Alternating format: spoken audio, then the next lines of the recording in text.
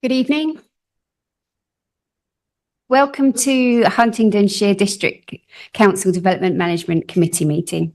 I would like to make you all aware that this meeting is being live streamed by the Council's YouTube channel. Please ensure that any mobile phones are switched to silent. So welcome to those who are watching at home. I would also like to outline some housekeeping arrangements. If you wish to speak, please do so to myself. To enable your microphone, press the middle button that will turn green, and the microphone will light up red at the top to indicate this has happened. Please press the middle button when you have finished speaking, as it is particularly important that all members use their microphone so that the audio can be picked up through the live stream. In the event of a fire alarm sounding in the middle of a meeting, please stand and follow the meeting administrator to the meeting evacuation point outside of the building. Do we have any apologies for absence? Yes, Chair. We have apologies from Councillors Dew, Clark, McAdam and Wakeford. The first item on the agenda is to approve the minutes for the last meeting held on the 16th of September 2024. Do we all agree these minutes are a correct record of the meeting from our last meeting?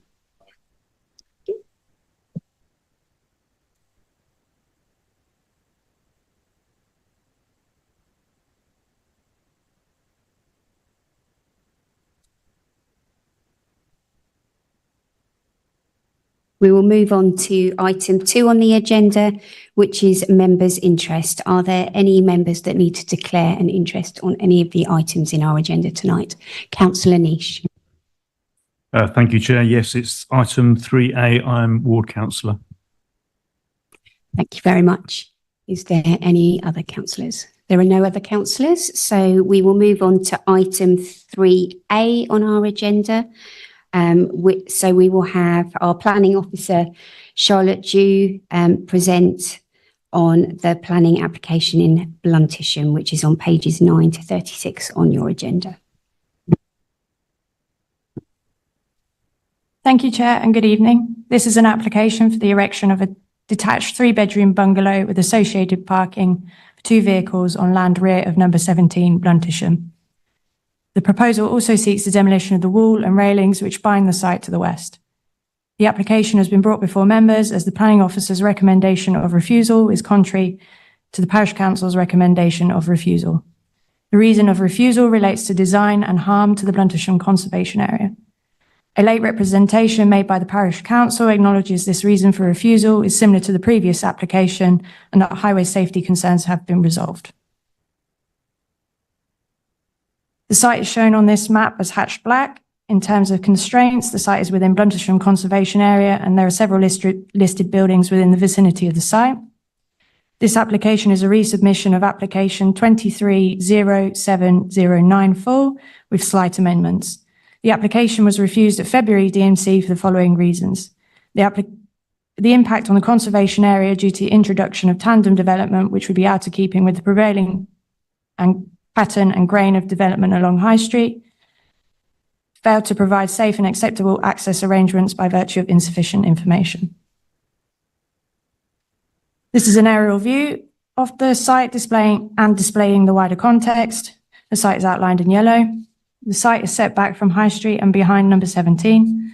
The conservation area is predominantly characterised by ribbon development, with residential dwellings either immediately butting the back edge of the footpath or set back behind low walls or landscaping. Whilst it is recognised clusters of dwellings are positioned within small cul-de-sacs in Walnut Tree Close, the Shears and Sayers Court, which are all in vicinity of the site, these form small developments with wide access roads leading from the High Street. This is a block plan of the proposed bungalow. The proposal is considered backland development, which would undermine the predominant pattern of frontage development and erode the sense of space through its artificial subdivision of the rear garden number 17. The arrangement would erode the established character on this part of the High Street and cause harm to the morphology of Bluntisham conservation area. The siting of the bungalow is also considered to have an adverse impact due to its proximity to Meeting Walk, which is just situated just along here. As this footpath runs to the rear of the site, This is a historic thoroughfare and one of the most important associations between the village and Bluntisham Baptist Church, a Grade 2 listed building. This is a proposed elevation of the bungalow. The council's conservation officer considers the overall design and appearance of the bungalow to bear little relevance to the architectural language of this part of the conservation area. This is a view from within High Street facing the proposed access to number 17. The wall shown on the right of this photo would be demolished as part of the development to accommodate separate vehicle access between number 17 and the proposed dwelling. This alteration to the scheme seeks to address the previous reason for refusal relating to highways safety matters. Whilst the local highways authority raised no objection to this separate access arrangement as addressed in section 7.33 of the officer's report, the removal of the wall is considered to harm the established character along High Street, as it will result in a large area of dominant hard standing and a wide void in the street scene. This is a photo taken from within the site looking towards the rear of number 17 High Street. This photo was taken from within the site looking towards number 1 Sayers Court. A native species hedgerow will be planted along the northern boundary, just along here, to offset some of the habitat loss associated with the development. This photo was taken from within the site looking towards the hedgerow which bounds the site to the east. This photo was taken from within the site which bounds the site to the south. Views from within the conservation area from Orchard End. Behind the hedge on the left of this photo would also be affected, as the existing hedge would be managed and lowered to a height of 2.5 metres. This would open up views into the site where the development, designed with a ridge height of 4.9 metres, would be seen. The reason for refusal is based on design and harm to the character of the conservation area, as outlined in section 8 of the officer report. The development, by virtue of its design and location, would result in tandem development that is out of keeping with the prevailing pattern and grain of development along High Street, and would not respect the character and appearance and form of Bluntisham Conservation Area. Whilst the identified harm is considered to be less than substantial, there would be no public benefits derived from this provision of a single market dwelling to outweigh this harm. The proposal is considered contrary to the policies listed in section 8 of the report. As per paragraph 7.42 of the officer report, 10% biodiversity net gain shall be compensated by purchasing off-site credits. However, the application is not supported with a section 106, a legal agreement to secure this. Thank you, Chair. Thank you very much. We have 2 speakers on this particular application. Our first speaker is online and is Councillor Hope from Bluntisham Parish Council. Good evening. And you have 3 minutes in which to address the committee. Thank you. Can you hear me okay? A bit louder.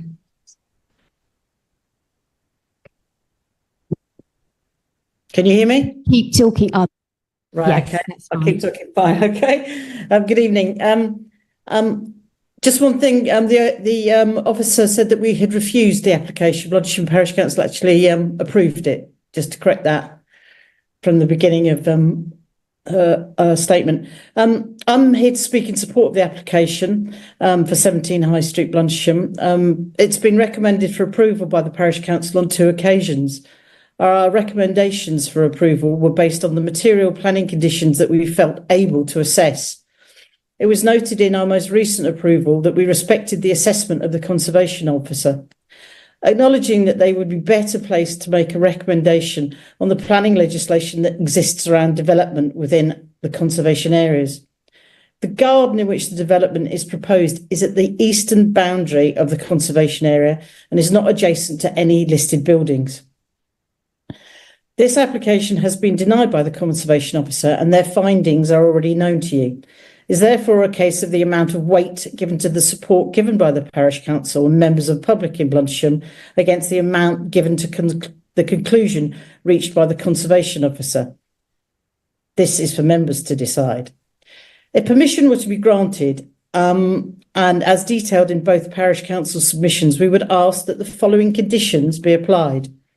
that there be no vehicle access, either temporary or permanent, at the rear of the property across Meetings Walk footpath, that there are no deliveries either during construction or post-construction to the rear of the property across Meeting Walk footpath, that no building supplies or any other related material be craned or pumped over the Meeting Walk footpath, and that construction be fully confined within the boundary of the site, that there be no construction vehicles parked on the high street or at the rear of the property on surrounding roads, and in particular Orchard End, that all refuse, green and recycling bins be collected from 17 High Street and not from the rear of the property, that sufficient safety measures are put in place to ensure the safety of pedestrians on Meeting Walk footpath throughout the construction process, and that on conclusion of construction, any damage to the hedge at the rear of the property be made good, replaced, etc., to allow clear passage along the footpath. It's currently damaged by the work that's been started, so it's just to repair that. That's all we have to say. Thank you very much. Thank you very much. We now have some questions. So are there any councillors that have any questions for this particular speaker? Oh, so there's no questions. So thank you very much for joining us this evening. Thank you. We have another speaker for this particular application, which is the agent Lee Bevans.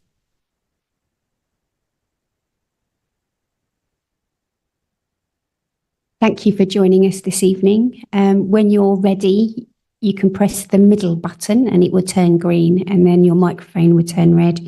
You have 3 minutes in which to address the committee. Thank you.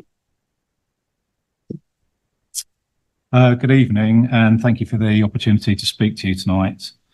Members may recall a similar application back in February of this year, where councillors Mockball and Dew were quite clear. As Highways had an objection to the scheme, this was too fundamental to allow the scheme to be considered further. We subsequently spoke with Highways to find an agreeable solution and made amendments to the scheme, including resolving the highway concerns and amendments to the proposed bungalow so that it was more in keeping with the context.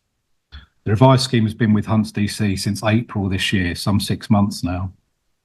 I travel past the site on a fairly regular basis, and I've not seen any particular increase in daily traffic. There was a short period when the football was on in the summer, when the pub had games being shown and traffic was a little busier, with cars parked on the high street and occasional speeding, but this is not a regular occurrence. The only outstanding reason for refusal is that the development will introduce a tandem form of development that is out of keeping and does not respect the character, appearance and form of Bluntisham Conservation Area. The officer even states that the identified harm is considered less than substantial. If members refer to the conservation map on page 20 of the report, you will see that the development behind the ribbon frontage along High Street has already been established by Sayers Court and the Shires on this side of the road. Regardless of whether these developments are cul-de-sacs, you can clearly see that there is development behind houses fronting the High Street and abutting the public right-of-way at Meeting Walk.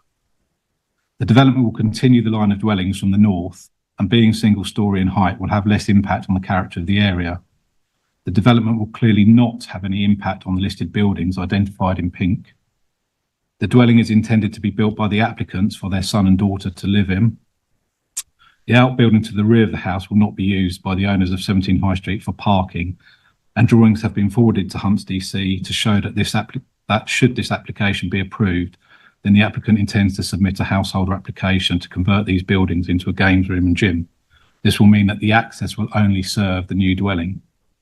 The parish council, as we've just heard, support the application.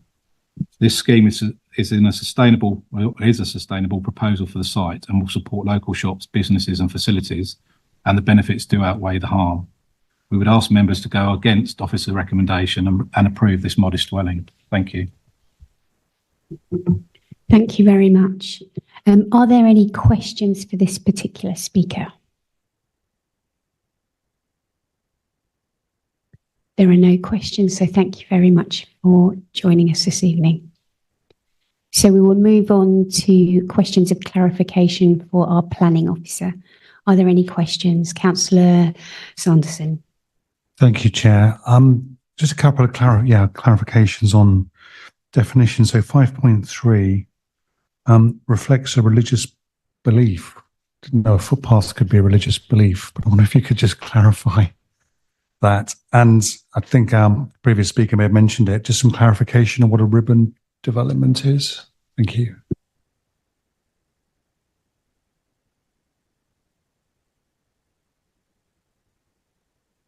So yeah, it's just the 5.3, sort of halfway through, or sorry, towards the end of page 12, reflects this historic thoroughfare is located within the conservation areas. It reflects a religious belief.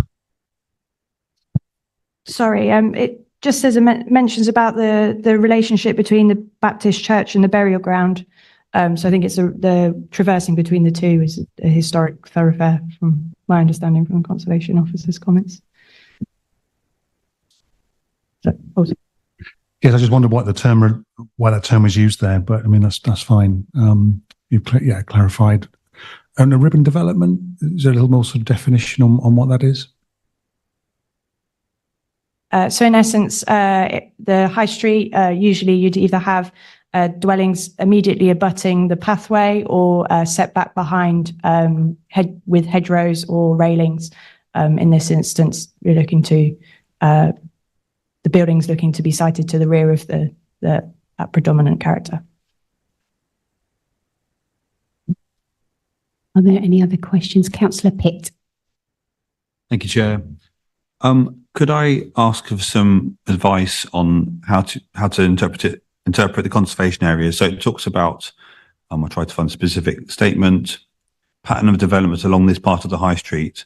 So to what extent does the conservation area dictate the views from the public part of the high street, and to what extent does it extend beyond what the public may be able to see from the high street? I understand that it's quite close to the path at the back, and that is clearly stated as a concern by the officers, but I just want to understand how the conservation area affects this proposal in terms of views from the high street.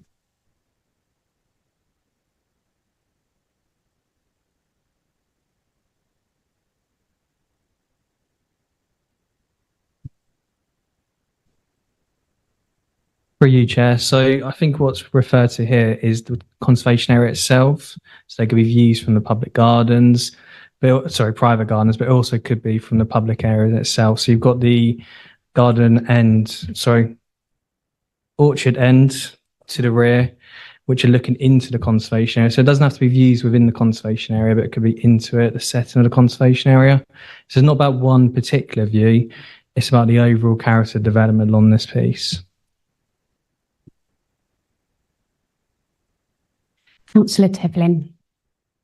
Sorry, just to clarify 5.3 again, in terms of the burial site, could you just clarify whether the development would actually go on to a burial site or anything like that, or not? It's completely separate. Thank you. So no, it wouldn't go onto it. It's just that this site is part of it's adjacent to the footpath that links the burial ground to the church. So it's just talking about the thoroughfare. Are there any other questions of clarification for our planning officers? There are no other questions, so we will move on to the discussion. Which member would like to start the discussion for me? Councillor Mockball, thank you. Thank you, Chair. Obviously, I've noticed that it's come back, and I'm still minded to refuse based on the fact that I know it says less than substantial harm, but I don't know if we need a bit more clarification from the officers about what that actually means in the scale of, what's less than substantial. That is still harm, in my opinion. And although we've obviously overcome the highways concern, but by demolishing that wall is creating the harm. So I would still, be minded to refuse, but I'm happy to go and hear the rest of the discussion. Thank you. Could I bring in the planning officers just to explain the meaning less than substantial harm? Thank you. So for you, Chair. So even though it's less than substantial harm, it's still considered significant. So the NPPF sets out kind of the levels of harm. You've got no harm, so that's acceptable. And then it goes to less than substantial. Within that less than substantial, it could be low level or high level. I don't think we've clarified exactly where it falls. It's just within less than substantial. But then the NPPF is clear that for less than substantial harm, you have to weigh it against the public benefits of the scheme. So officers are laid out in the report. In this case, it's just a generation of a new dwelling, a private dwelling. Therefore, it's not substantial public benefit to outweigh that harm. So it's just, I know less than substantial can be confusing because it sounds like it's not as significant, but it is in terms of the NPPF. Thank you. Are there any other councillors? Councillor Corney. Thank you, Chair. I'm probably looking at the opposite to a colleague across the way there. I was sort of thinking after, I remember this coming through and there being quite some debate about the access, which obviously has been addressed. So, I don't see harm quite so much, I think, at the moment. I'm not prepared to make a proposal or anything, but I'd like to hope there's a bit more debate yet. But I'm erring towards approval more than I am refusal at the moment. Thank you very much. Councillor Jordan. Thank you, and thank you for your report as well. I think I go along with Councillor Cawley. I think the access point has been met, and I remember there was a lot of debate about the access point. I think even more than the conservation. I think this harm is small, actually. But I know what it says in there. But I think because they have to come back and try to address what they can physically address, which is the access point, which especially as it goes out onto the high street and there's a bend there and everything, they seem to have addressed that. And I think I'm more inclined to approve, actually. But, I'm not convinced by this, that there's a huge harm in the conservation area. I've heard what has been said, but I'm not as convinced, I think, but I'll listen to the debate a bit more. Thank you. Councillor Niche. Thank you, Chair. I think the last time we had a real balance on this one, it's quite difficult to look through. I suppose the concern I always have with the conservation area is where we suddenly trip over and say, oh, it's not that bad, it's just on the edge of a conservation area or just not. And it's a difficult one, because if you then say that, then, well, is it a metre on the conservation area? Is it 10 metres? How far does it go? And I think conservation is there put for a reason. And I think when you look at 5.5, that's why the urban design officers objected, because of the conservation area. I still have concerns on the highways, even though they have turned around and there is no objection from highways anymore, in that coming out of the dwelling, looking to your right as you come out, it is still, there's a bend and they're still coming out. Now, highways have no problem with it. And it is only it's a 30-mile-an-hour limit. So it fits in that criteria, but it's not an easy access entrance still, which have been pointed out in there.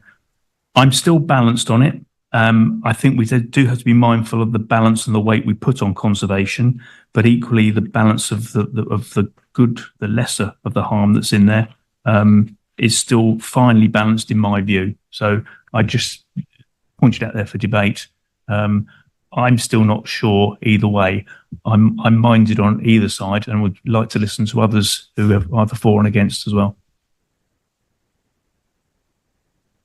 Councillor Butler. Thank you, Chairman. Yeah, I've always disapproved of backyard development. Okay, this has been obviously a builder's yard, which appears to have been acceptable. But, here we are trying to shoehorn a property into that small space. When you look at some of the dimensions that you're involved with, the main pinch point that bothers me is the one that goes beside the house, 2.6 metres wide. I mean, that in old money is probably 8 foot. Most family cars are 7 foot. Makes it very tight there, makes it not impossible to get building machinery and materials in, because obviously it's been used for that before. But I dislike this pinched, narrow effect of if your car conked out when you was in that stretch, you can't get out your car. You know, so the safety side of it just, you know, bothers me slightly. So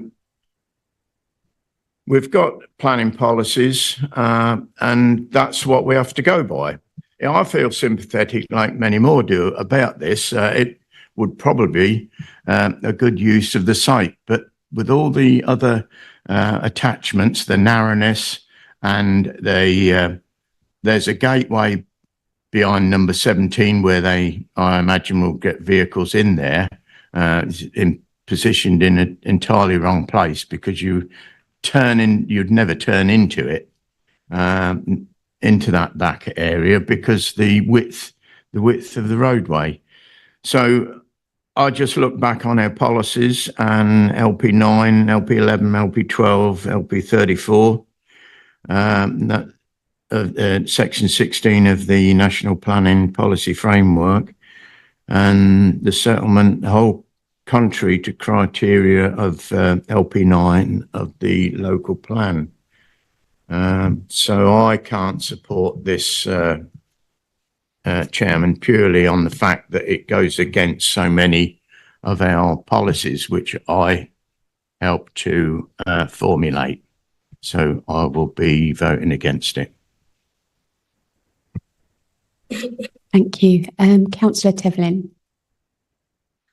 I think it's a difficult one and very finely balanced, and I can completely understand how people in this room feel about it.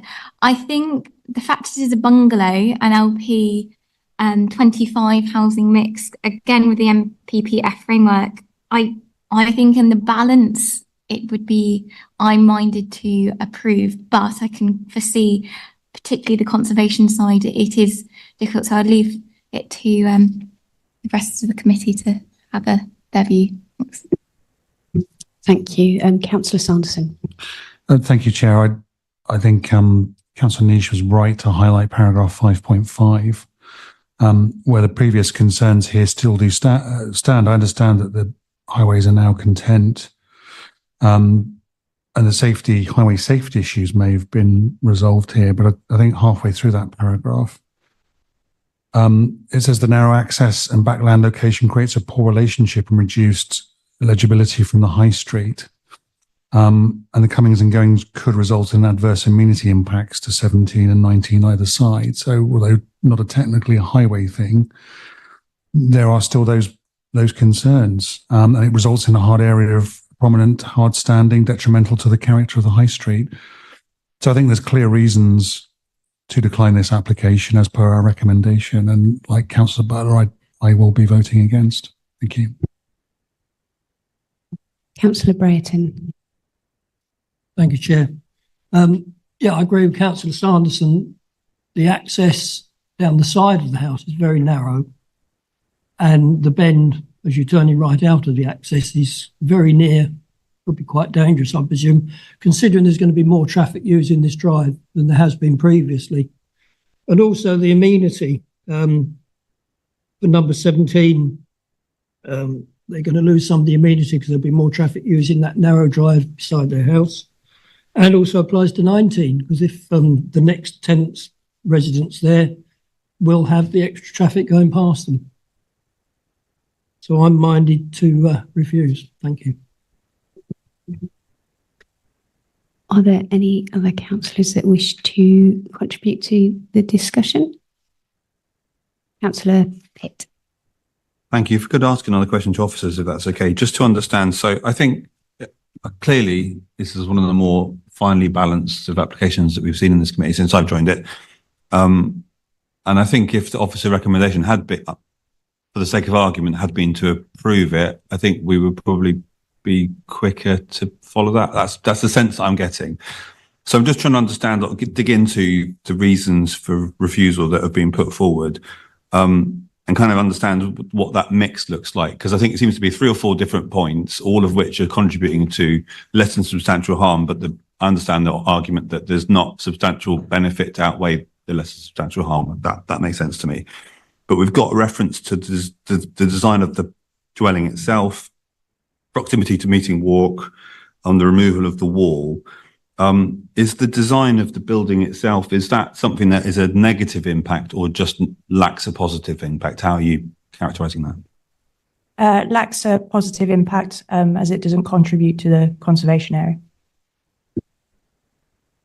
Thank you, Chair. I'm really torn on this one. It's very difficult. I will I'll hold out to the end of the debate before casting my vote. Thank you. Councillor Mockball, have you got something new to add? Thank you. Yeah, if you could just bring up the slide where it shows the aerial view of the street of the conservation area. Because I think one of our speakers just was talking about, the cul-de-sac development, the two developments on the spires, I think, of the Shires, sorry, and Walnut Tree Close, about how there is development there, but that is a cul-de-sac, is quite clear that that's not backland development, whereas this is very clearly backland development. And I don't think in a conservation area you should be introducing backland development. So I don't think there is a fine balance here, because I actually think there's quite a lot of substantial harm, and I wouldn't want to introduce something like that in a conservation area. It doesn't mean just because it's not on the high street doesn't mean it's not in the conservation area. And I would like to put a proposal forward on refusing it based on the backland development. I don't have that many highways concerns. It's the backland development and the conservation area that I'm refusing on. Yeah, I'll just bring in our planning officer. Thank you, Chair, and through you. So just to clarify what I said earlier. So it's less than substantial harm to the conservation area. I would use the word substantial benefit. It should be sufficient benefit. So don't get kind of mixed up with those words. So it does the benefits outweigh the harm, but we'd have to demonstrate a public benefit to outweigh the less than substantial. If members disagree with the conservation officer and planning officer, they would either have to then be clear on, is there no harm, so it's acceptable, or it's still less than substantial harm, but the benefits outweigh that harm. So you'd have to identify the benefits. So just be clear. So forget the word substantial, probably caused confusion there. Apologies. It's less than substantial harm and then sufficient public benefits to outweigh that harm. Thank you. So we have a proposal of refusal. Is there anybody that would be willing to second or make a different proposal? Councillor Butler.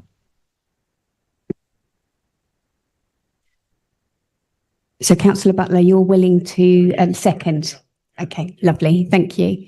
So therefore we have a proposal of refusal for this application, and which has been seconded by Councillor Butler.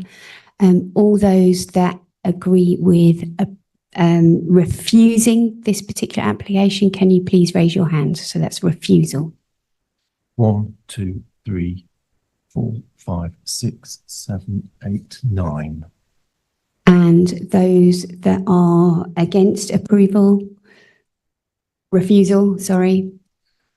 1, 2, 3. And any abstentions? So that application has been refused.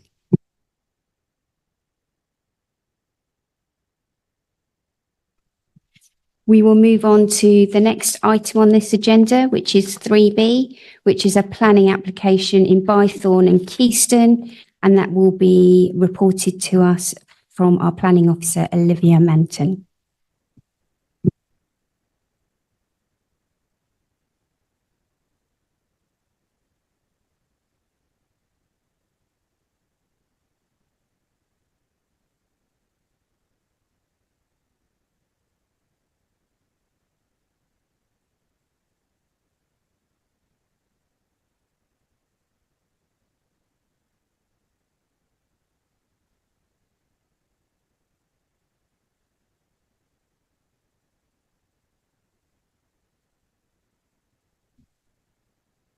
Thank you, Chair, and good evening, members. This application is agenda item 3B of your pack.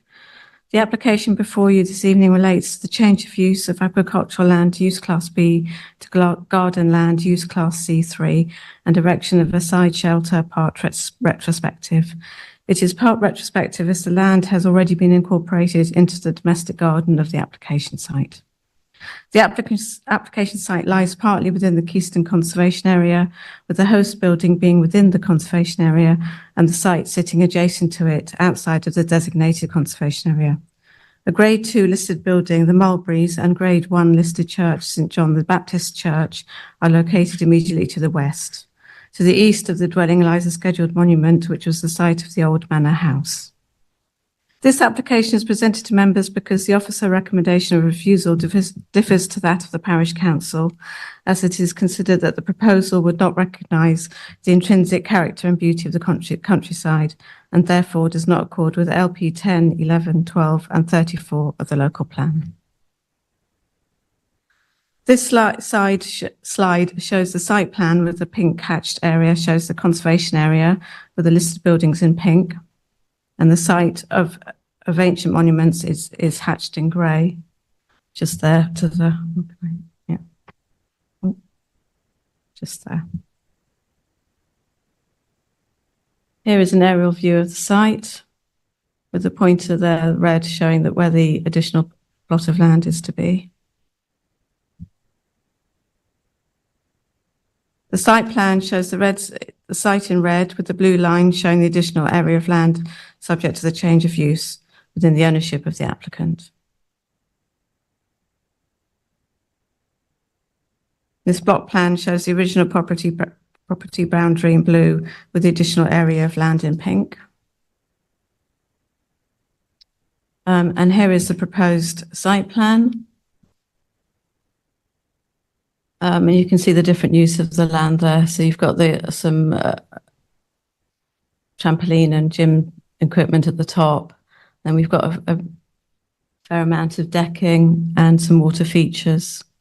And the pergola here is over here, which I'll show you to you in more detail.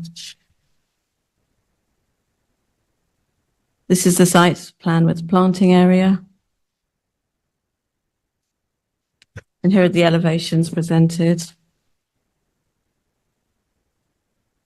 So here's the water feature. This is the raised decking area.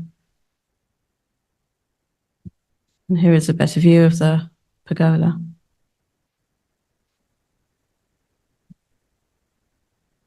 Here are some photos of the site. So this is the view in 2009 before the development. And in 2023, this is where the property is, and then the new boundary has already been brought forward, as you can see in that photo. This is a view from the site facing south. This is a view from the site facing southeast towards the scheduled monument. And here are some views of the current rear garden. And this is a view of the site approaching from the south, entering the village.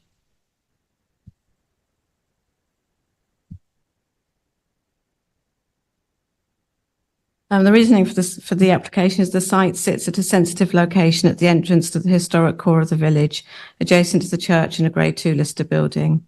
To the east is the scheduled monument, which was the site of the old manor house. The character statement identifies an important wide view of the earthworks from Rounds Road and highlights the application site as part of an important open green space. The Keystone Conservation Area character statement notes that the private garden spaces within the rural village complement the wider open countryside and are important to both the character of individual buildings and the wider conservation area. There is concern that if this land were to be formally subsumed into the domestic curtilage, it will then be developed in a manner that may cause harm to the setting of the listed building, the character and appearance of the adjacent conservation area, and the views of the scheduled monument. This is a large parcel of land, and therefore the harm could be considerable, resulting in the erosion of the rural character of the countryside. In terms of permitted development rights, it is considered that the change of use of the land, which could result in the introduction of domestic paraphernalia, would result in the erosion of the rural character of the countryside. Whilst the removal of permitted development rights would allow the local planning authority to control some domestic paraphernalia, sheds and ponds, etc., it does not control such things as the creation of flower beds or the introduction of washing lines, tables and chairs and play equipment. All of these items will result in this space having a domestic rather than agricultural appearance, which would result in the erosion of the rural character of the countryside. The introduction of the proposed features will urbanise the agricultural field, introducing large incongruous features with views from Rams Road. Therefore, the recommendation is refusal, as stated in paragraph 8 of the officer report. And this states the site is located within the open countryside and partially within the Keystone Conservation Area. The proposed change of use of the land from agricultural to residential garden land would not recognise the intrinsic character and beauty of the countryside, as the application site is open, green and fundamentally rural in character, providing a transition from the northern edge of the built-up area of Keystone and the countryside, while also providing a visual link between defined heritage assets. The proposal would result in the erosion of the rural character of the countryside through the introduction of domestic paraphernalia. The proposal would therefore not preserve or enhance the character and appearance of the Keystone Conservation Area. The proposed development does not accord with policies LP 10, 11, 12 and 34 of the adopted plan and section 72 of the Planning List of Buildings and Conservations Area Act 1990, the Huntingdonshire Design Guide SPD in sections 12 and 16 of the National Planning Policy Framework. Subsequently, the principle of development is considered unacceptable. And second refusal reason is that insufficient information has been provided to demonstrate that all potential adverse impacts on trees, woodland, hedges and hedgerows have been investigated. As such, the policy is considered to be contrary to policy LP 31 of Huntingdonshire's local plan to 2036. Thank you. Thank you very much. We have three speakers on this particular application. Our first speaker is Councillor Andrew Ford from Bythorn and Keystone Parish Council. Welcome and thank you for joining us. You have 3 minutes in which to address the committee, and when you're ready, press the middle button.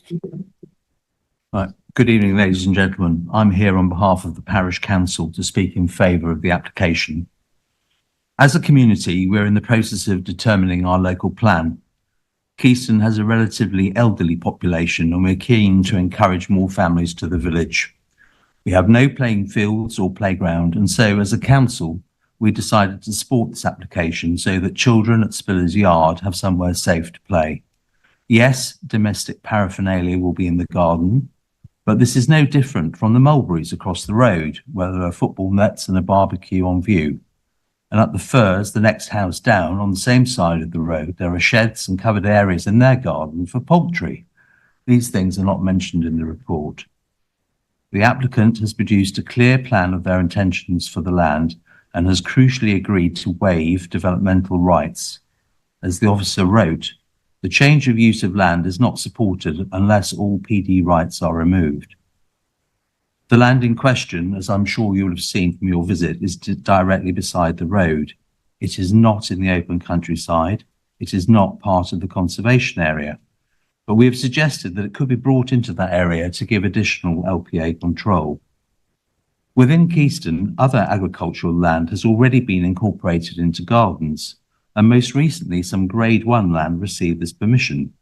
This is only Grade 3 land, with the same farmer which happy to relinquish it. I'm sure that we can work together to condition any approval. This is an opportunity for councillors to support us with a family-friendly, case-by-case pragmatic approach. Any harm is outweighed by the public good, resulting from the message that families are generally very welcome in Keystone. This overrides the less than substantial harm and should allow this application to proceed. There are public expressions of support from villagers and no objections. We would therefore ask too for your support in approving this application. Thank you. Are there any questions? Are there any questions for our speaker, Councillor Sanderson? Thank you, Chair. I assume it's your neighbourhood plan you're developing, not your local plan. Is that correct? That's correct, yeah. Are there any other questions of clarification for our speaker this evening? No, thank you very much for joining us this evening. Our next speaker has sent in a written statement, which is from the Ward Councillor Jonathan Gray. Thank you. So this is the statement by Councillor Jonathan Gray. Good evening, committee members. I apologise for not appearing in person before the committee and that I'm unable to be with you this evening. I wish to speak in support of the parish council and applicant and do not agree with the officer recommendation. The crux of the issue for officers seems to be around development in the open countryside and the impact on the conservation area. It is agreed that this is not prime agricultural land. I note that Historic England do not believe this will have an impact on the church. At 7.26, officers concede that it will not have an impact on residential amenity. At 7.23 and 7.24, there is reference to domestic paraphernalia. I assume we are talking here about garden sheds, children's play equipment, etc. Have officers considered removing PD rights from this land should the change to garden amenity land be made? This would help control any concerns. On the matter of hedgerows and biodiversity, I would be most surprised if a resident would not desire more privacy, which would result in the planting of hedging. Gardens are well recognised as adding to biodiversity. Ironically, we have no controls over people concreting over their front lawns or installing plastic grass. If we as an LPA are concerned about mature trees, then we already have at our disposal the means to control their protection. Indeed, if we are as concerned as 7.31 suggests we are, why has HTC not imposed TPOs on them? Turning to local attitudes, you can see that there is local support via the late reps, and importantly, no opposition was raised at any stage. There is a final point that may be lost on councillors, particularly those in urban wards. Keyston has no facilities for children to play safely. Parts of the village have no pavements at all. So in this rural village, provision of safe and enclosed play areas falls to homeowners themselves to provide. So I would urge members to exercise some pragmatism here, respect local wishes, and examine how officers can allow this application to proceed, if necessary, with conditions. Thank you. Our next speaker on this particular application is Rebecca Keeling, who is one of the applicants. Welcome. And you have 3 minutes in which to address the committee. And when you're ready, if you just press the middle button and it will light up red at the top. Thank you for having us here today. I would like to confirm for the additional land, we have no objection to PD rights being removed, including any tree preservation orders. I would also like to reiterate, we have the full support of all of our neighbours, Historic England, the Parish Council, and we had no objections from anybody to our submitted plan. There was a recent precedent in Keyston for Linden Grove, where the council approved Grade 1 land to garden use, which looks out fully onto the countryside. The additional land for this application is not in the conservation area and it does not lend itself to being in the countryside. We have an old photo of Corner House where Spiller's Yard now is. You can see garden paraphernalia, including a greenhouse and vegetable plot. Also, recent Google Maps images show a fence running north to south to the neighbouring house, enclosing the land to the road. For Spiller's Yard today, we did add a stockproof fence for the additional land, which was a legal obligation. The site is south-facing, for which we have no shelter. We have not removed any bushes or vegetation since moving in. Spiller's Yard is built on raised land. The property is and always has been in full display, including any garden paraphernalia. You could see that from the photo shown. People can see directly into our bedrooms, from which we have no privacy. 90% of the patio work is built on existing levels, and the bike store is directly behind the slither of land already part of the Spiller's Yard frontage. Instead of seeing a bathroom and bedroom windows to the side, visible will be hedgerows and a partially low-level barn-style store. With respect to any listed assets, the church entrance is not visible from the additional land, and Spiller's Yard already runs along 70% of the frontage of the Mulberries. Only planting of native hedgerows has been proposed on the additional land roadside, and the greenhouse and beds matches the historic photo that we had before. We are seeking changes for the following reasons: to secure some privacy. It is not currently possible to grow a hedgerow due to a boundary limitation alongside the house. To secure some shade, the garden is south-facing and is completely exposed. And of course, yes, we do want an enjoyable space for our family home. Our design is highly sympathetic to the area and will in fact improve it. We will be able to reduce the residential feel of the site, maintain reviews and support local wildlife. We welcome your support in this application. Thank you very much. Are there any councillors that have any questions of clarification for this particular speech out? There are no questions. So thank you very much for joining us this evening. Therefore, we will move on to questions of clarification for our planning officer. Are there any questions? Councillor Niche. Thank you, Chair. Couple of questions or clarifications. One is, could you show the slide you had on potential of PD rights removal and what it doesn't cover? And secondly, while that's coming up, and so give you time to think about it, although I'm sure you don't need it, are there any TPOs on this site at present? And would the trees that are there warrant TPOing?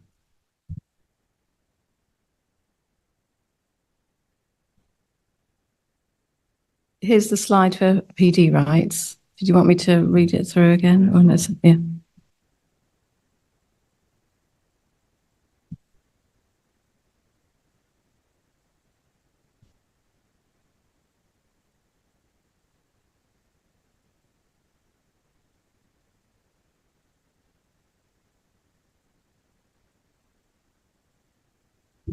No, thank you for that. It was just clarifying that things like large sheds or something like that do come under permitted development rights. It's just, yeah, other paraphernalia such as washing lines and stuff. So thank you.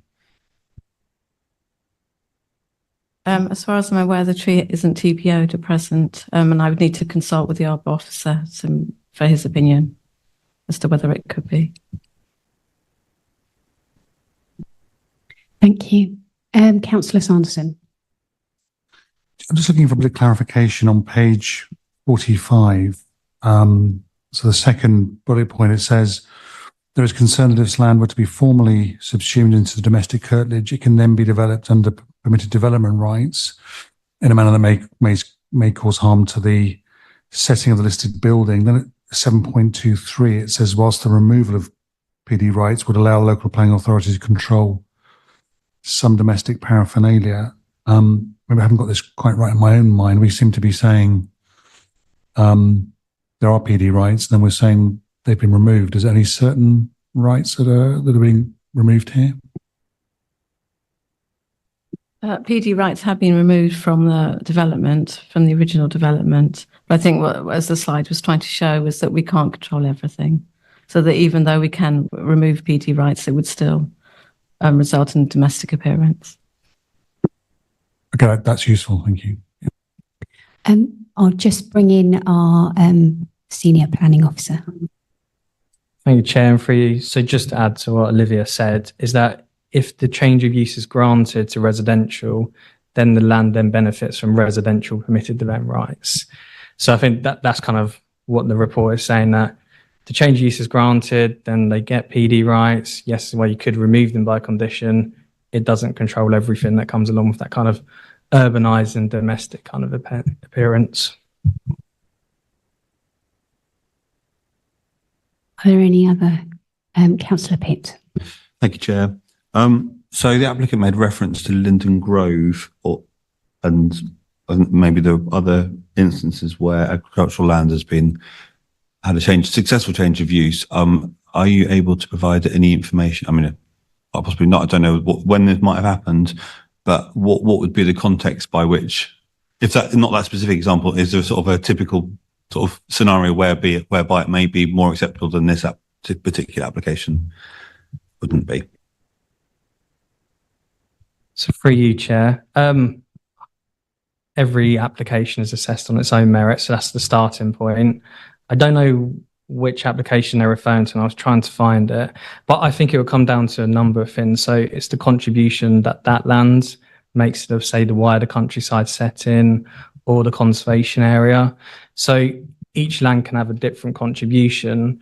I think when we're looking at this particular one that's in front of you tonight, officers and the conservation officer have laid out how the site contributes to the wider countryside setting, also contributes to views across some heritage assets. So it's that we're taking into account that existing character and the contribution, and then the impact the change of use would have. So yeah, I can't compare the two, apologies. I don't know which one was being referred to, otherwise I'd have a look at it. But I think the starting point is every application is assessed on its own merits. The context could be very different. So I think, yeah, it's looking at the one in front of you tonight, because a piece of land that could be on a different side of the village could have a very different contribution. Are there any other questions or clarifications? Councillor Butler. Thank you. Are you saying that if we agreed with this plan and the application, we can't apply removal of PD rights? So no. So what we're saying is that currently the land is a paddock area, so it does not benefit from residential permitted development rights. So that's sheds, outbuildings, extensions, fences. To a degree, there are different permitted development rights depending on the use of the land. So if you were looking to approve this application, you could remove permitted development rights, and they're the residential ones is what we're referring to, so sheds. But as kind of the slide outlined, that doesn't cover every kind of feature that could be considered domestic, such as washing lines, flower beds, etc. So I think the point that officers are trying to get across is that you can control it to a degree, but that only goes as far as built form in terms of permitted development. It's the additional elements that can domesticate that. So yes, members have the right to remove permitted development rights, and the reason for that would be impacts on the countryside or conservation area. But yeah, so that's what's laid out in the report, that officers don't think the removal of permitted development rights go far enough to protect the character. Are there any other questions of clarification? There are no other questions, so we will move on to the debate for this particular application. Who would like to start that discussion? Councillor Gorson. Thank you, Chair. This one is very similar to the first, except it's not actually in the conservation area, and it's one that sort of, it bugs me a little bit that it's outside of the conservation area. I can understand the applicant's concern that their windows are open to the public and so on like that, and the talk of getting some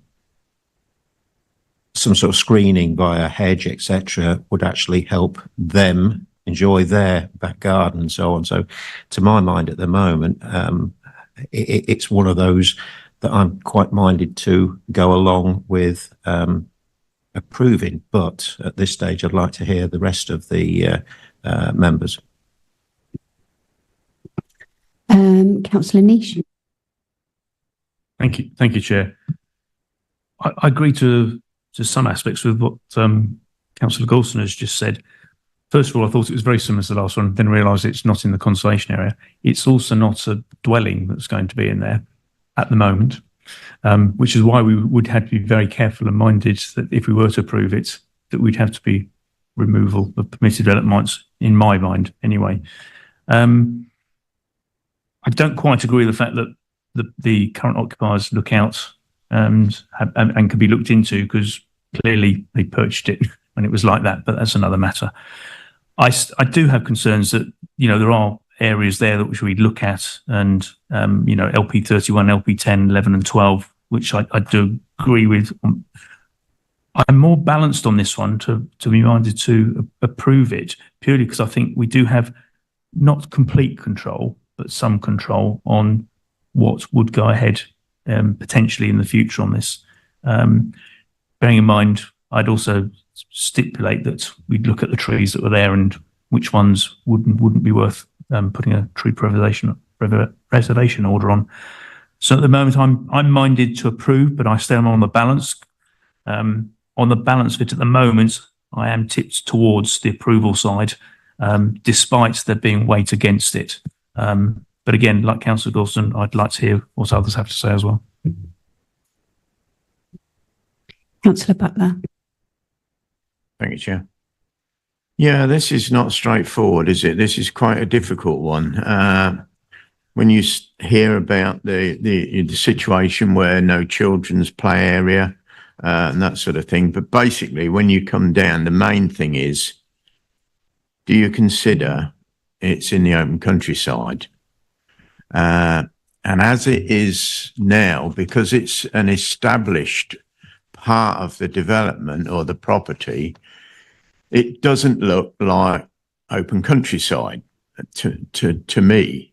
And the value of open countryside, I mean, it's obviously very precious to us all, but it's not a large part of the open countryside. And I suppose if you wanted to, the applicant could put a stable on there and have a pony on that bit of grass, and that's quite within their rights. So it is very difficult. And as you know, I mean, I'm a great one for all the policies that we have, but this goes a little deeper, doesn't it? You know, we have to think about children, safety, security. So I'm quite open-minded at the moment, and I need someone to persuade me that this is the wrong thing to do. But going along with it, if all we could do is remove permitted development rights, that was obviously what we need to do. But it's a bit of a balance, and it's the same old thing. Do the benefits outweigh the harm? That's what we ask ourselves on all of these, isn't it? And does the benefit by the security for children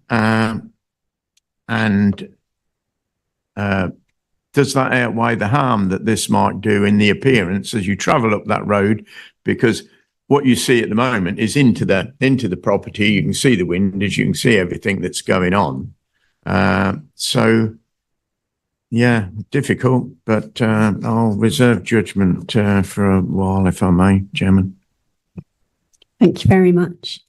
Councillor Sanderson. Chair, I think we need to be mindful of paragraph 7.32, because it does say that there's insufficient information provided to demonstrate that the potential adverse impacts on trees, woodland, hedges, hedgerows, etc. have been investigated. So that does contradict LP 31, and doesn't appear that this has been forthcoming as part of this application. I think, Olivia, you mentioned discussions with the arboricultural officer, but I guess that's not going to be an easy thing to do if you don't have the information that we need as part of this application. So I think that would be certainly a good reason. I think it's been summarised in the refusals here, but that is, in my mind, one of the reasons that we should potentially decline this application. I agree. I think it's finely balanced, like the last one, and that's probably why it's come to the Development Management Committee for us to determine it. Councillor Butler said it's all about the balance here. Thank you. Councillor Pitt. Thank you, Chair. Could we just clarify, could 7.32 about insufficient information regarding adverse impacts on trees, woodland, hedges and hedgerows, is that something that could be covered by a condition, or is that not practically possible if the committee were minded to approve the application?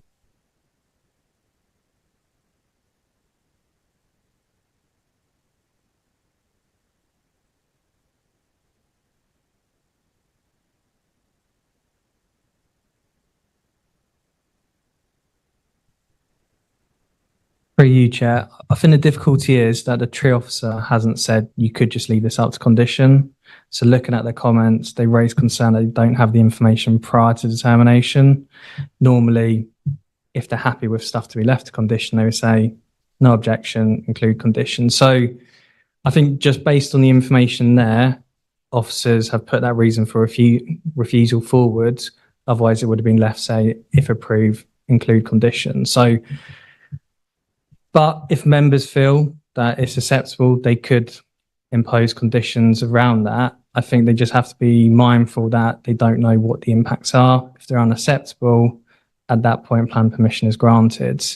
So it's weighing up the tree officer comments against your own views here. Yeah, sorry, I'm not sure if that's helpful or not, but that's based on the tree officer comments. That's the advice we've been given. Thank you. Councillor Mockball. Thought that was quite helpful, but my question for clarification is, if we were to defer this, could we get that tree information before we make a decision, or is that not grounds for deferral? For you, Chair. So I think if members were going down the deferral route, they would probably have to outline kind of what the views were on the conservation area as well. But yeah, you could defer it, ask that information. I guess you just have to be mindful of the time it takes to get that information in, to consult the tree officer. It may not make it to next committee, for example. We'd have to give a reasonable time frame for the applicant to go and find that information.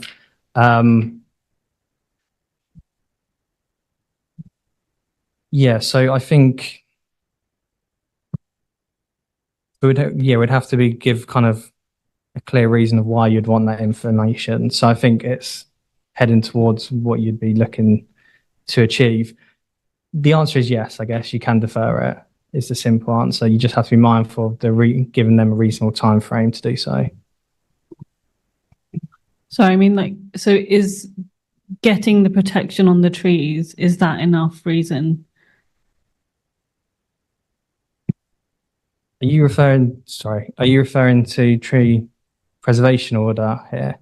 So I think just to be clear on that, so why trees aren't TPO'd, obviously a tree officer hasn't sought to do that. It doesn't mean that we shouldn't seek to protect trees during kind of developments. So tree preservation order is almost like an urgent need to protect a tree from either development. It's normally it's amenity value. Just because trees don't qualify for TPOs doesn't mean that we shouldn't protect them. So I think it's just being mindful of that. What we've got here is a situation where the tree officer has had no information around the protection of trees. So it's the insufficient information we're looking at. We're not saying there will be harm to trees, we just haven't had the information to state otherwise. Thank you. Councillor Corney. Thank you, Chair. I think firstly, it's actually been a really good one to sort of take on board, and I think it's definitely come here for the right reasons. It's more complicated than when you first look at it. I mean, that's certainly. However, I think listening to my colleagues, I think Councillor Butler is looking for reasons, weighing up the harm, against the benefits. Personally, I think on this one, I think the benefits of the residents can use their garden, with some sort of privacy. The children have got somewhere to play. I think at the moment, in the grand scheme of things, I think the fact that if you look at the planting schedule, there's definitely going to be obviously a net gain for biodiversity. And I think we've heard from the applicant that they were more than happy to put a TPO on, but as we've just heard, TPOs are there really to protect the tree if it's likely to be damaged. I think the taking away the permitted development rights, I think if that's conditioned, I think to me at the moment is whether we need to put a TPO on it or not. But I'm quite happy to propose this. The approval on this, subject to the permitted developments being removed. I'll take advice on whether we need to TPO. But I'm happy to. We've heard that the applicant's happy to have that on there. I'm happy to propose that as a condition if that gets us over the line. But I guess we'll see if anybody wants to second that and take it from there. We'll test the meeting. Okay, Councillor Butler. Oh. I'll just bring in our senior planning officer. Sorry, Councillor Butler. I just think it's important to come in at this point. So what I was referring to earlier about reasonable to the applicant, if you're going to defer an application and ask the applicant to go spend money getting tree reports in, then we should be clear on whether you agree with the first reason for refusal. Because if the applicant goes away and does that work, comes back, the tree reason for refusal is say removed, but then the application's refused. So how reasonable is that for the applicant in terms of cost and also time? So I wasn't sure whether I was clear on that point, but it's just being reasonable to the applicant on what you're asking them to do. Then they're clear on what they need to go away and do. In terms of tree protection and tree preservation orders, they're two separate things. So just be really clear, on most developments where there's a tree involved, we would have some kind of arboricultural report, maybe with a method statement, and we would have some kind of tree protection plan that normally includes some kind of fencing around the tree to ensure like materials and stuff aren't stored within a root protection area. Like you don't lean a load of bricks against a tree and damage it, or you're damaging the roots. So that's the tree protection. A tree preservation order is a different process, and that's obviously not been put forward or sought by the council at this point. But it's a separate process with a tree officer that has its own kind of place within the council. So I think just be mindful of what you're talking about. Yes, there's no trees that have been TPO'd on the site. Yes, the tree officer hasn't sought to do that during the course of the application, but we still have a duty under LP 31 to ensure that trees are protected. So just separating out those issues. But yeah, I think in terms of deferral, just need to be clear on what you're asking the applicant to do. And if you're being reasonable, you can't ask them to go away, spend money, spend time just to come back and it be refused. So I think just be mindful of that as you progress towards a vote. Thank you. Councillor Butler. Thanks, Chair. No, I was just going on from what Councillor Sanderson said about the trees. I just reminded to go back to the late reps and then number 2, where the applicant stated they have no objection to PD rights being removed in additional land. They're happy for tree preservation orders to be required on the trees outside, as it's outside the conservation area. You know, whether we could condition that, they're happy, obviously, not to disturb any of the trees or do anything to them, according to the late reps, although this doesn't affect the officers' reasons, you know, to change their reasons. So just to clarify that, we haven't, you know, I'm fairly happy that no trees will be disturbed and what have you. So I'll rest my case there. Thank you very much, Councillor Butler. Did you have something else to add, Councillor Niche? I was going to second, but my second would include the removal of the protectoral PD rights, as we mentioned. A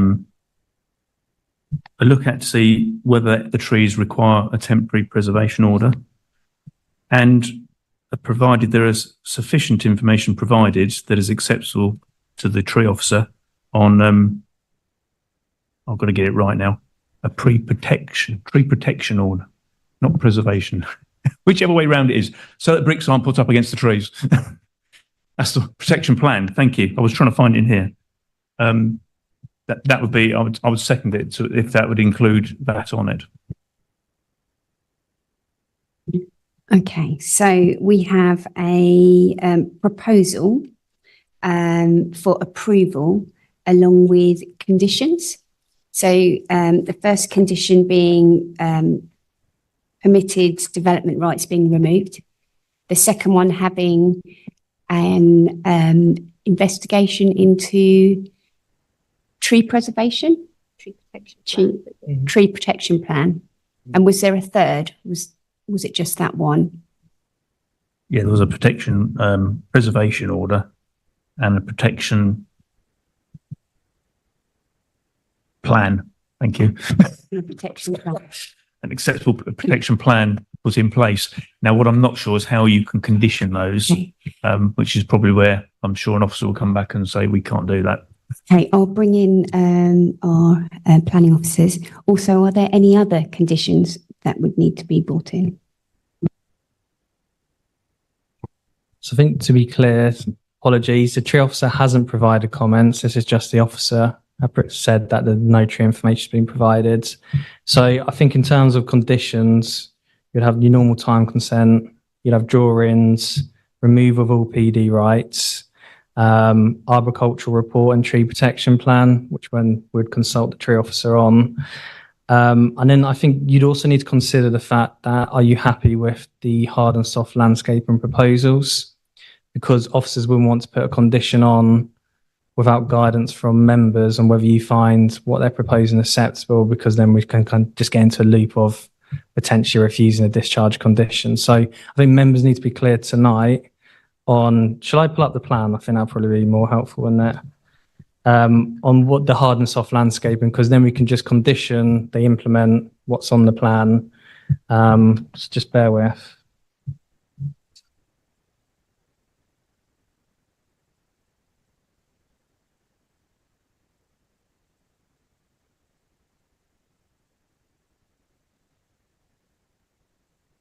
Sorry, Councillor Corney. Yeah, it'd be helpful just to say, yeah, it would be in accordance with the planting schedule that's been provided, or the planting plan that's been provided. That'd be where I'd be at. Yeah, so if we just go through what is in that, that would be great for clarification. For you, Chair. So on the screen in front of you is the kind of overall hard and soft landscaping plan. If I just scroll right, so you can see, I have to zoom in a bit. Just the key of materials. Apologies, so I've got the Zoom stuff kind of blocking this on my screen. So you've got a number of materials. You've got existing gravel drives, obviously that's existing. You've got play bark, London stone composite deck. Again, London stones. You've got limestone chip-ins, lawn area, mixed native hedge, evergreen hedge, planting areas, London stone, and then proposed trellis fence. If I just scroll back over, sorry, it's not the easiest thing to show, but you can see there, you've got a number of hard, if I run my mouse kind of along it, so you've got hard landscaping that kind of runs along here. I would say the brown area was planting area, wasn't it? Planting area, and then you've got lawn in the middle, and then you've got more hard landscaping closer to the dwelling itself. So I think if officers are happy with, if members are happy with those details, then we would condition that it's done in accordance with those details. If members aren't happy with the kind of the finished hard and soft landscaping scheme, then they could condition it and leave out to officers. I guess my advice would be for members to be clear on what they would or wouldn't find acceptable, so we don't get stuck into a bit of a loop with the applicant on them submitting something, we saying it's not acceptable, etc. So I think just members need to be clear on whether they're happy with that or they would like something different. If they like something different, they need to give us advice on what they would like different, so we can word a condition appropriately. Councillor Pitt. Thank you. So as far as I can see from the drawings, there's some sort of shed on the western boundary between the two trees, just to the, oh yeah, there. So can you just clarify what that structure is? Yes.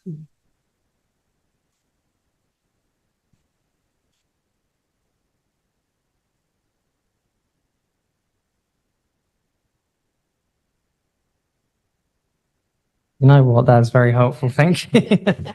So there are other plans as well. So you've got more kind of details on page 58. So you can see the plan we've just looked at on the screen.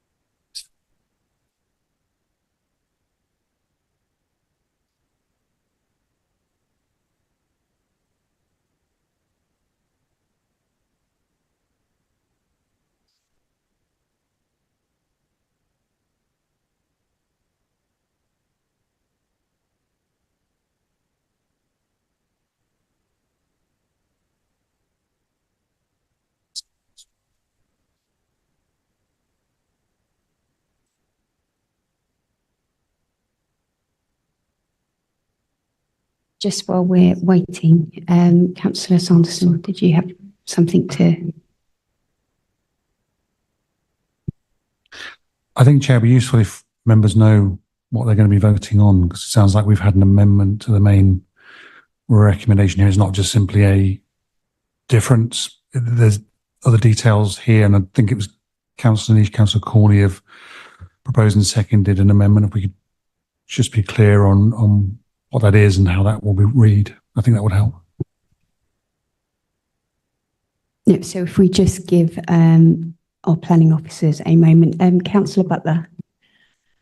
Yeah, I agree with all the conditions. The only thing I don't like about this, which will hit the public from the main road, is the bespoke flat roof shelter.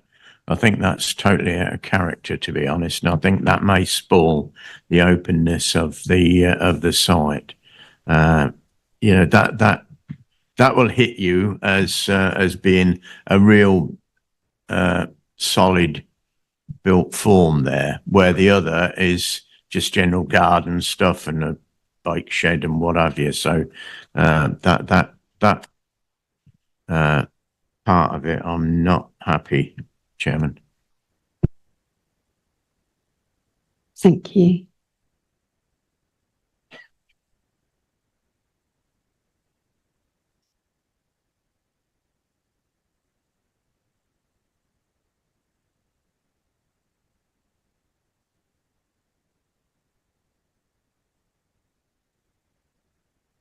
Bring in our planning officer.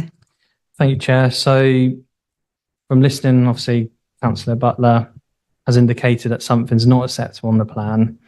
I think the advice then to members would be to ask for final details, because you can't just say build in accordance with this approved plan. I think the difficulty is that we just need a bit more from members on what would be acceptable, so we can word the condition as such. So in terms of the building that we were asking about, apologies, I forgot who asked what the building was. That's the cycle store. And then the flat roof area that you're referring to, Councillor Butler, is adjacent to the property itself. Yeah. So I think then members just need to be clear to officers how we should word the condition, like hard and soft landscaping to include. Just then we have advice on how to discharge that condition, because obviously it won't come back to members.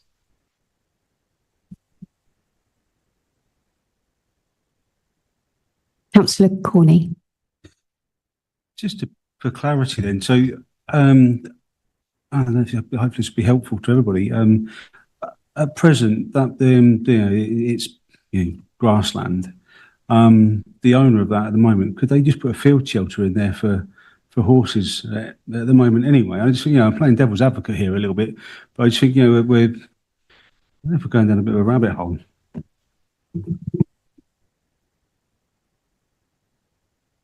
So could we have clarification to whether if it stayed agricultural, that they could actually put up a shelter for animals?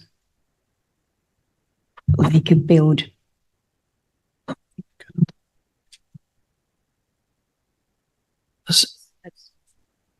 Yeah, so it would have agricultural PD rights. I think just to be mindful of the description of development here. So it's not just a description of development is for the change of use, but it also includes the erection of the side shelter.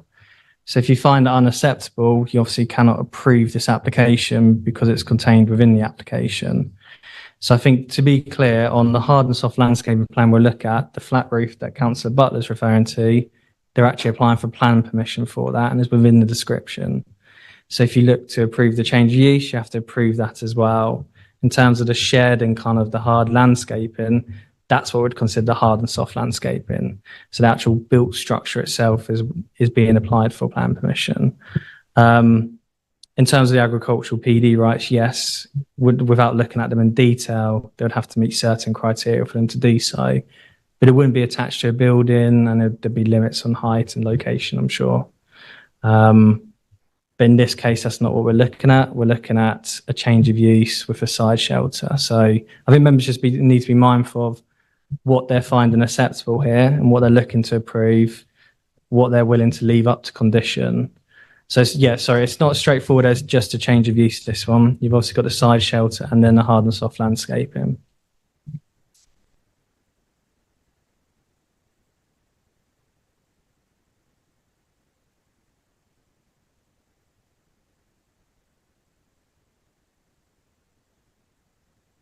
So the question is, do we want to come back with something that is clearer about what we are voting on? Is that? So the implication of that will be, at the moment, you've got a proposal to approve, and that's been seconded with conditions. It sounds as though we're almost trying to design the scheme now, and unless you can be clearer on that. But if you wanted to come back with a clearer plan, either you'd have to have the vote on what the proposal is at the moment, or the proposer and seconder might withdraw those proposals. It depends if Lewis is satisfied that he's got the clarity on what you're approving.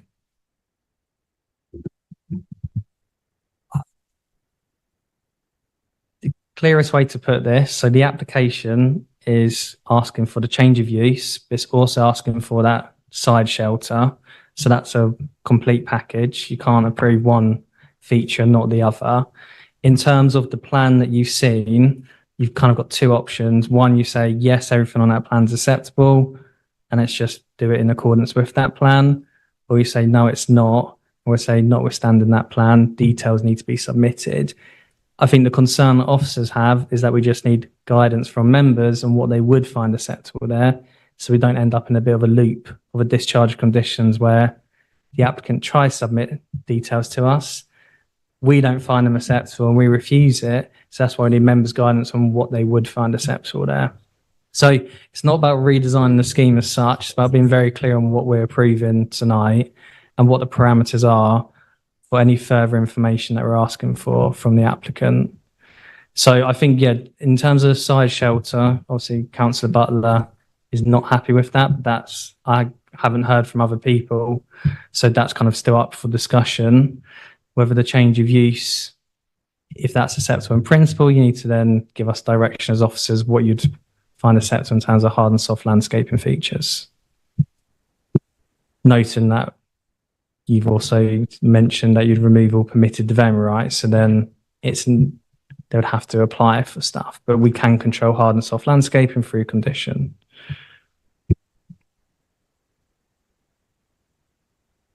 So are there any other items within the plan that we have in front of us regarding soft and hard landscaping that we would not find acceptable besides the side shelter?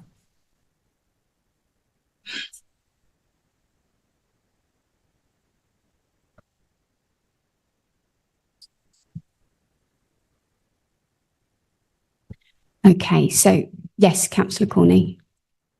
I just think it's quite clear, I think, on this. The conditions are what we've said about following the plan that's in front of us, removal of the permitted development, and I think Councillor Lynch probably worded it a lot better than I did with the tree protection, preservation. Okay, so we will go for a vote. So we will go with a vote for approval, which has been seconded with the three conditions. So one is taking what is in front of us here as what is acceptable. Is that what we're saying? So what's on the plan is acceptable. So we have a proposal and a seconder. So all of those. Sorry, the other conditions were time, drawings. Yes. Yeah. Sorry, I'll bring you in. We got distracted on the landscape, and there's one further condition regards biodiversity enhancement. So it's just following the recommendations in the submitted PEA. So I think it was wildflower, meadows, etc. So yeah. So it's just a condition to secure that. Okay, so those conditions that have been talked about with our planning officer. So all those that are in favour of approval with those conditions, please raise your hand. 1, 2, 3, 4, 5, 6, 7, 8, 9, 10, 11. And those against? And any abstentions? Therefore, that has been approved with those conditions. Thank you. We'll just have a quick break.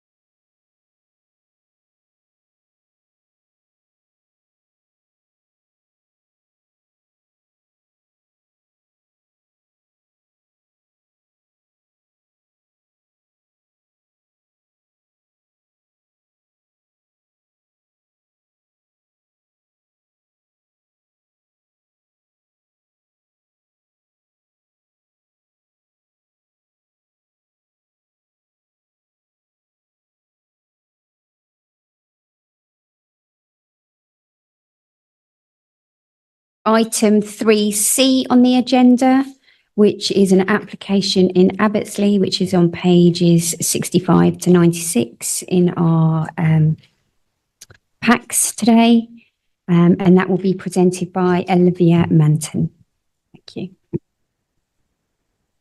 Thank you, Chair. This application is agenda item 3C of your pack.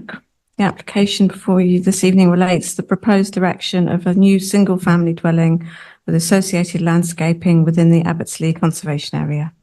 The application is presented to members because the officer recommendation of refusal differs to that of the Parish Council of approval, as it is considered that the proposal would not preserve the setting to the listed building or the character and appearance of the Abbottsley Conservation Area, and therefore does not accord with LP 11, 12 and 34 of the local plan. The application follows a previous planning application in 2020 for 3 houses that was refused in November 21 and subsequently dismissed on appeal in December 22. Here is the site plan with the pink hatched area, shows the conservation area with the listed building in pink. And here is an aerial view of the site. This site plan shows the site in red, with the blue line showing the extent of the land within the ownership of the applicant.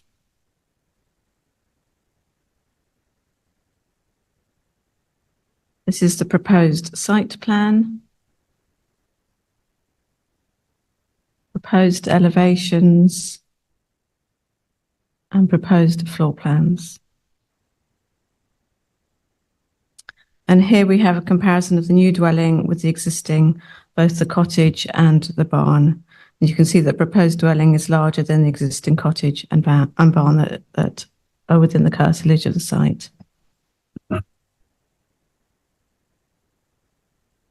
This proposal differs from the previous application in the following ways. The footprint of the dwelling is reduced by 18.5 square metres. The dwelling height has been lowered by 1 metre into the hillside to reduce its ridge height. The dwelling ridge height would be approximately 150 centimetres above the cottage ridge height and 80 centimetres over the barn ridge height. The footprint of the barn is approximately 50 square metres, and the footprint of the cottage is also approximately 50 square metres. The footprint of the proposed dwelling would be 15 metres in length by 5.3 metres in width, giving a footprint of 79.5 square metres, which is 29.5 square metres larger than the footprint of either the barn or the cottage. The massing would also appear larger as the height of the walls to the eaves would be taller, 3.75 metres in height, to allow more spacious accommodation under the roof. Combined with a ridge 3 metres above the eaves, this would increase the massing of the building and clearly contrast with the vernacular proportions of the historic buildings nearby.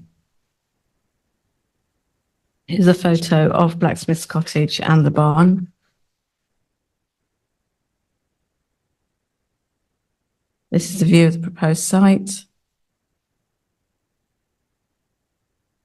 Then here the main issues to consider in the determination of this application: the design, visual amenity and impact on the surrounding area and heritage assets.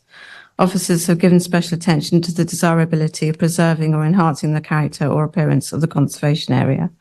It is noted that planning permission for the erection of 3 dwellings under application 2001-068 full was refused permission and dismissed at appeal. The current proposal corresponds to Unit 3 of that scheme. For the appeal, the inspector stated that Unit 3 would occupy a significantly larger footprint when compared to either the cottage or the barn. In the context of the cottage's diminutive scale and modest proportions, Unit 3 would have a domineering and overbearing presence. It would also have an unacceptable urbanising influence upon various views available from either the lane or the southern end of the adjoining footpath. Owing to its size and prominence in the street scene and to it necessitating the removal of some established planting in the proximity of the lane, Unit 3 would contrast unacceptably with the typically green and rural makeup of the lane, to the detriment of the conservation area's character and appearance considered as a whole. So in the reasoning of this application, considering both the footprint and ridge height of the proposed dwelling, it would not be equal or subservient to either the barn or the cottage and would dominate the setting to the listed building. extensive areas of visible walls and roof combined with a large area of brick paving around the building and bin and cycle stores would mean that the development would have an urbanising influence on the setting to the listed building. This would fail to preserve the natural rural setting to the listed building and the way in which the significance of that setting to the listed building can be experienced. The submitted heritage statement did not identify any public benefit of the proposal. The recommendation is refusal, stated in paragraph 8 of the officer report. And this states that the proposed scale and massing of the dwelling would have an urbanising influence on the setting of the listed building and would result in a significant presence within the street scene.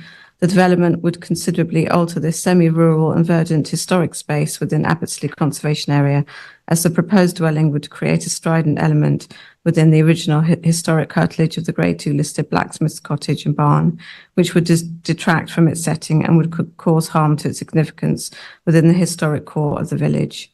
The harm identified to the designated heritage assets is significant, but would be defined as less than substantial in accordance with paragraph 208 of the NPPF, which requires this level of harm to be weighed against the public benefits of the proposal where appropriate, securing its optimum viable use.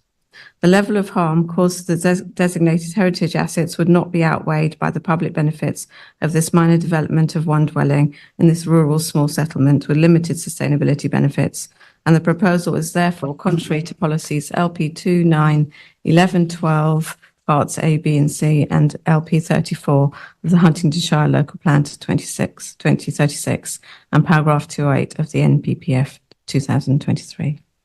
In addition, the application is not accompanied by a completed unilateral undertaking for the provision of wheel bins and therefore fails to comply with Part H of the Developer Contribution Supplementary Planning Document 2011 and Policy LP4 of the Huntingdonshire Local Plan to 2036. Thank you. Thank you very much. We have one speaker on this particular application, and that speaker is Catherine Bird, who is the agent. Welcome. And when you're ready, you have 3 minutes in which to address the committee. If you press the middle button, then the top will light up red. Hello, thanks very much for giving me the opportunity to speak. I appreciate it, especially at the end of a rather long evening. Some of you may have met me before. I was here about 3 years ago to speak in support of the previous scheme that has just been described, which was for 3 houses on the site. That scheme was developed after very close consultation with parish council, local villagers, and planning officers. But when we put it in, it was subsequently recommended for refusal. It was quite a close call here. Councillors voted in the end, appreciated the intention for infill village development, and they really appreciated the quality of design. And I think one has to always look at quality of design in a conservation area. It went to a vote, and you voted 7-5 to refuse it. And we, on the basis that it would be good to develop this site, but that you would rather have a smaller number of dwellings. So where we started originally with 5 dwellings on this site and the adjacent site, we went down to 3 in the planning application. And then we felt quite, I think, reasonably that conservation area officers have differing views, in my experience, across planning, that we had a good chance of the project being supported at appeal. We weren't right. So we took a great big pause and stepped back and started again. And I think it's just worth pointing out that lots of the comments that were raised in the report that you've just heard were from the appeal inspector's report, which was for a different scheme on the site. We have now substantially reduced the size of the proposed house on that site, and it is a single house from existing access point rather than the new access. The scheme has the complete endorsement of the parish council. It has had no neighbour objections as far as we're aware, except potentially one person who was worried about access at one point.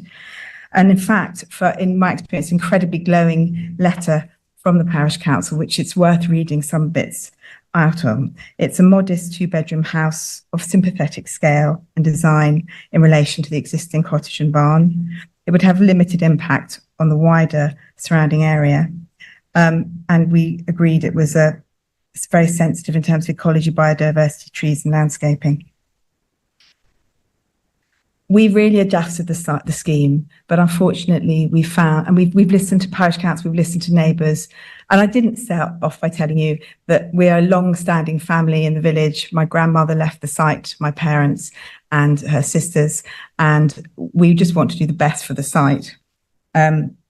We think that whilst our scheme has moved on to trying to listen to everybody's views, unfortunately the conservation areas officers' view has not moved on.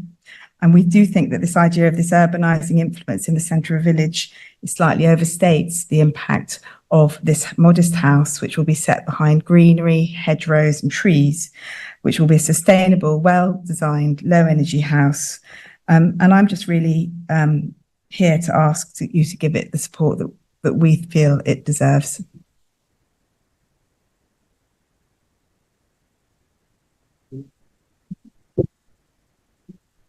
Thank you very much.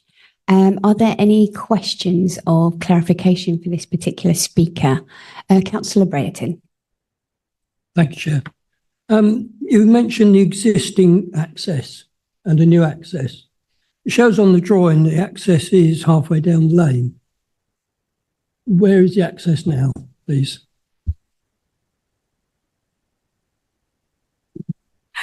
The access, so where we originally proposed a new access off the lane to serve all 3 houses, that now we're not putting any new access off the lane. So the access is shared with the existing access to Blacksmith's Cottage and its barn.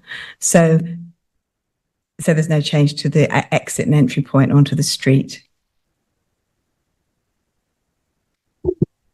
So is that where the Cannons, that entrance? No, it's off Blacksmith Lane, just in front of, I think it's on the site plan. There's an existing path, well, a roadway that goes up to Blacksmith's Cottage, and we're just using that, and then you'll get access to the site from that. So no new access. I think that was a really important point in the last scheme. A lot of concern was about the new access to the 3 new houses. And so I think one of the most important things we've done, apart from reducing it down to 1 house and reducing the scale of the house really significantly, is to maintain the tree line and the whole sort of edge of Blacksmith Lane. So although there's different opinion, clearly we don't think there'll be very little impact on the lane as a whole, because we're using existing access drive. Thank you. Are there any other questions of clarification for this particular speaker? No, there are no questions. Thank you very much for being patient and waiting for us. Thank you. So we will move on to questions of clarification for our planning officer. Are there any questions of clarification for our planning officers? Councillor Brereton. Thank you, Chair. In Applesleet Parish Council's report, they said it's got a profiled metal roof of a dark colour. Can you explain a bit about that, please?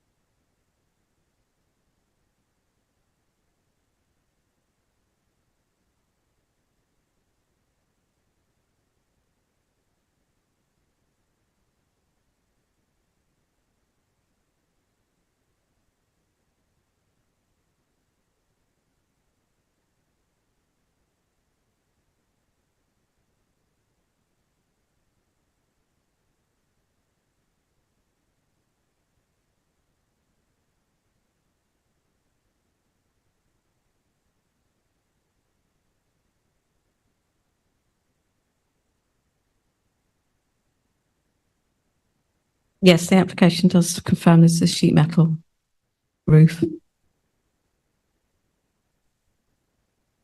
Thank you. And following on from that, have you received a bat survey? Thank you.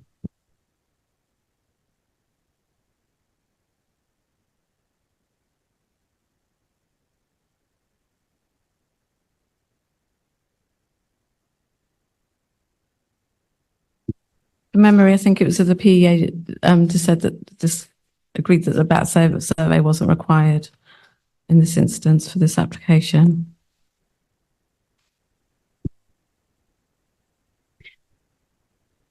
Are there any other questions of clarification of our planning officers? Councillor Gorson. Thank you, Chair. I'm just having a look in the Abbotsleigh Parish Council. Their second comment said the bat survey is not up to date, having been carried out in 2018. So someone has obviously aligned a bat survey with this somewhere along the line, albeit 2018, 6 years old. I'd have to remind myself on the PEA, but I think from what I remember is that the bat survey is not required. If you could just bear with me 1 minute, please. There was an updated bat survey was provided in 2024. Sorry, PEA.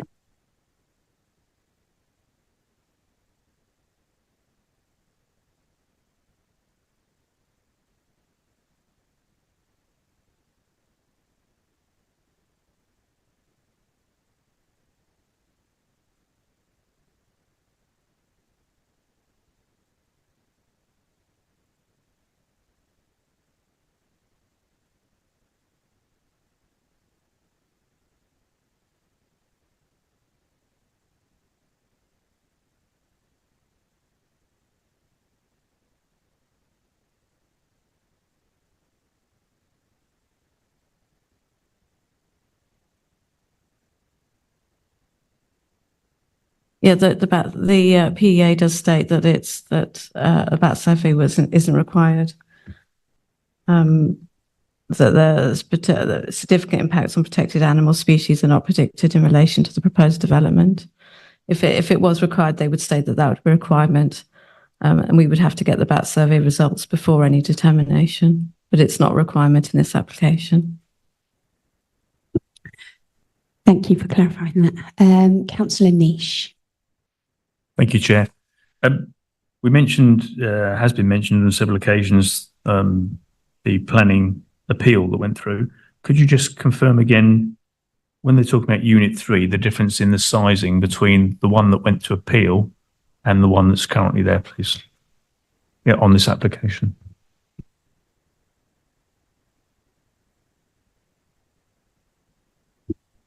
So the one that we've got before us has been reduced by 18.5 square meters, and the dwelling height has been reduced by 1 meter.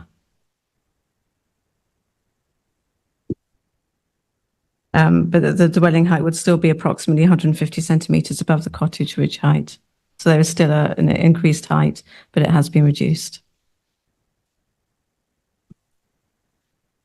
Are there any other questions of clarification for our planning officers? There are no other questions of clarification. Therefore, we will move on to the discussion. Who is willing to start the discussion on this particular application? Councillor Gorson. Thank you, Chair. This one is definitely well within the conservation area. And I'm just trying to see how this would fit in with that conservation area. You've got the blacksmiths or the barn and everything else alongside that. It does seem as if this is a funny one to get into. There's no one is really objecting except the conservation, it seems. And so I just wait to see what else is coming through on this one. But there's a lot with this to get the site right. And so were we to go down the line of approval, then there's quite a few conditions that would have to be put in place beforehand. So this is going to be a sticky one again, which I can't see what the answer is at the moment. But I'm just going to wait for everyone else's contributions before I make any decision on this. Thank you, Councillor Coulson. Councillor Sanderson? Chair, I think this is probably a bit more clear cut than the previous two applications here. And I think the fact it's going to have that effect on a listed building, for me is a deciding point here. And yeah, as Councillor Coulson said, it's well within the conservation area. So I'm inclined to go along with the officer recommendation and refuse permission here. I'm happy to propose. Thank you. I'll accept that proposal. Is there anyone else that would like to contribute to Councillor Niche? Thank you, Chair. I mean, my reason for questioning about the previous refusal through the inspector was just to get a guide, even from an inspector's perspective, of how they thought of this one particular unit, although the previous one was for 3, from what I comprehend. I think it goes back to what we've talked about before, and where Councillor Butler was before. But, you know, this is a clear policy one. It's in a conservation area. It's a new building that's going in there. It's not an existing barn that's being converted. It's actually a new building. And I suppose looking at it on weighted balance within the conservation area, I'm minded to, in fact, I will second the proposal that we go along with the officer's recommendation of refusal, because I think it is a more clear cut than the others we've had tonight.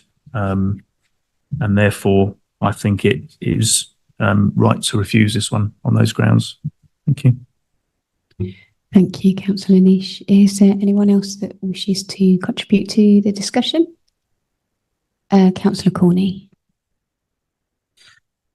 Yeah, I think actually on this one, I think it's a shame because I think there's a lot of effort gone into this quite clearly to get to the stage that they're at. But I think on the whole, I think that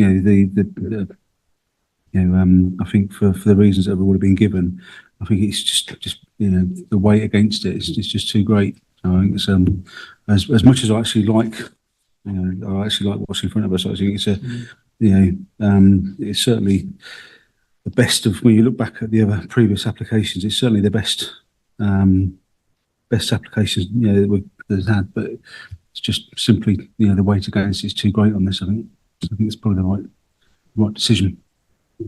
Councillor Butler. Thank you, Chair. Yeah, I do think the officers have got this one right. As you've all ridden along that road, the site itself is quite high anyway, and this building will look, with the scale and massing of it, will look enormous. I'm not happy with the design either. It's in the bedrooms, none of them have windows, only roof lights, which, it's not, I think it's quite a poor design actually. So I should be voting with the officers on this one. Thank you. Is there anyone else that wishes to contribute before we move on to the vote? So we'll move on to the vote. We've had a proposal from Councillor Sanderson to refuse, which has been seconded by Councillor Niche. So all those in favour of refusal, please raise your hand. 1, 2, 3, 4, 5, 6, 7, 8, 9, 10, 11, 12. And any against? Any abstentions? Therefore, that has been refused. That brings us on to item 4 on the agenda, which is appeals decisions. And our senior planning officer, Lewis Tomlinson, will report that to us. Thank you. Thank you, Chair. So the first one is a TELDAT. So that's a prior approval in relation to telecoms, so 5G poles, etc. That was a 15-metre street pole in Erith. It was refused on visual impact because it's in a conservation area. Dismissed that appeal pretty much because there's nothing kind of like that in the street scene. It's a historic area. So that was the appeal dismissed. No costs on that one. The second one, which relates to a change of use from public house to residential dwelling at the Millers Arms in Eton Soken, that was refused because there was insufficient marketing information to demonstrate that it had been marketed as a public house before moving to residential.